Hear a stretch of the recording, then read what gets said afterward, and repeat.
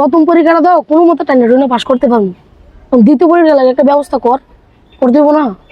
আরে তুই চিন্তা করিস না, ওই দক্ষিণ পাড়ার সম্রাট ভাই আছে না? ও সম্রাট ভাই। হ্যাঁ, এই ভাইরে বলছি যে ভাই আমার প্রথম পরীক্ষা তো খারাপ হয়েছে ভাই, এখন এই ভাই বলে আমার একটা ব্যবস্থা করে দিব।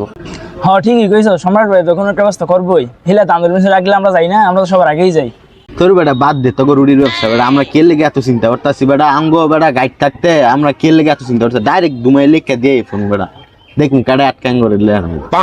আরে বাদ দে তো ভাই চিন্তা ভাবনা বেডা, কিচ্ছু না পারলে যদি প্রশ্ন না পাই, নকল যদি না করতাম পারি, তুই আর কি করার আছে? লাস্ট চান্স, আমরা কেন্দ্র ভাঙচুর করে দিয়ে ফেলবো, পরীক্ষাই বাদ,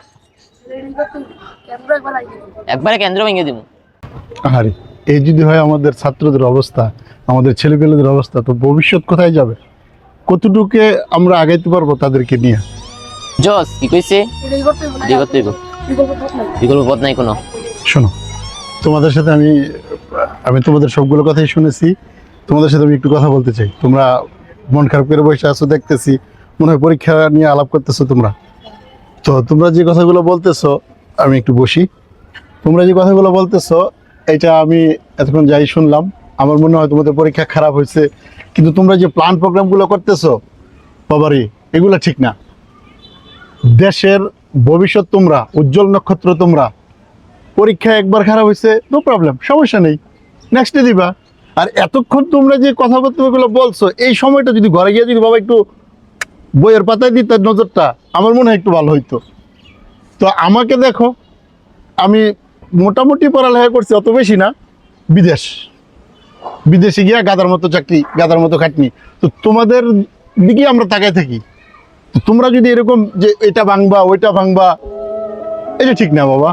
আর বাবারা আরেকটা কথা, এটা মনে রেখো যে লেখাপড়া শুধু সার্টিফিকেটের জন্য না, ঠিক আছে?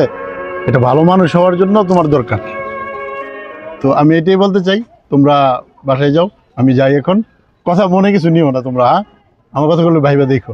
ওকে, বাই বাই। না দেখ, মুরব্বী কিন্তু আমাদের ভালো কথাই বলছে। আমরা যদি এতটুকু সময় যদি আমরা এখানে না বসে যদি আমরা পাশে গিয়ে পড়াশোনা করতাম, তাহলে আমরা কিছু একটা করতে পারতাম। তো আয় চল আমরা সবাই এখন পাশে গিয়ে পড়াশোনা করি, চল। যুব সমাজ আগামীর ভবিষ্যৎ, চলুন তাদের সঠিক পথ দেখাই।